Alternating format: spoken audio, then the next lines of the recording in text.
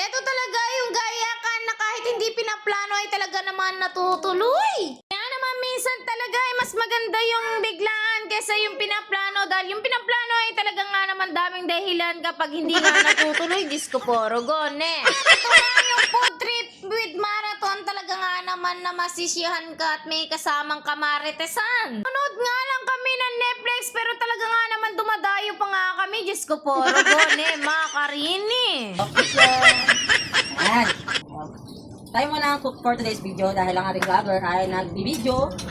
Ito ngang magkaibigan na dalawang oso, ay talaga nga naman kahit saan sila magpunta, talaga nga naman sila ang tagaluto. Diyos ko po, Rogo. Kung hindi nga tagaluto yung isa, ay talaga prepare naman ang isa kasi sipag dare.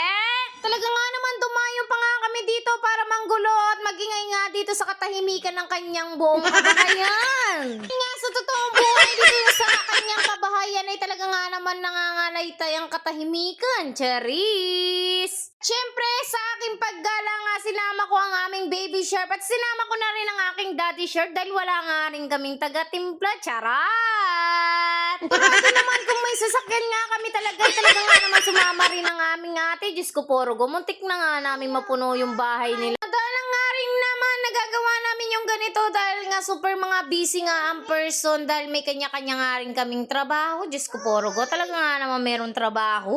Kaya naman talaga nga naman pag may gantong okasyon ay talaga naman for the go ang mga person talaga nga naman dapat sinusulit nga yan. Sa totoong buhay nga yung ilaw nilang may padisko ay talaga nga naman tuwan-tuwa ang aming baby shark dahil first time nga lang niya nakakita ng ganong pailaw. At hanggang ngayon nga rin ay nagluluto pa nga rin ang aming ate Apple. Diyos ko po, Rogo, kabisi na nga talaga. At yung aming baby shark ay talaga nga naman nagpo-food trip na nga. Kahit nga sobrang init pa nga, talaga nga naman tinutusok-tusok na nga niya dahil namimili na nga siya ng kanyang gusto kahit di niya pa rin alam kainin. Pagkayari nga nilang makaluto, syempre magpapainom nga sila ng kahit pampatulog nga lang. Diyos ko po, Rogo, di ko nga talaga kayang uminom ng ganyan kahit ako'y mag-cheer-cheer na lang sa inyo.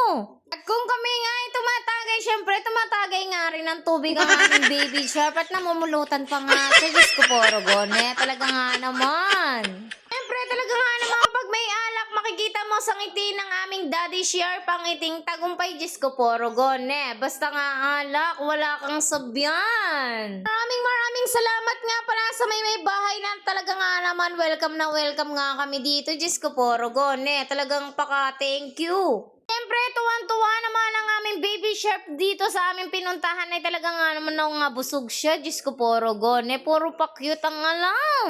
Bye-bye. Thank you for watching.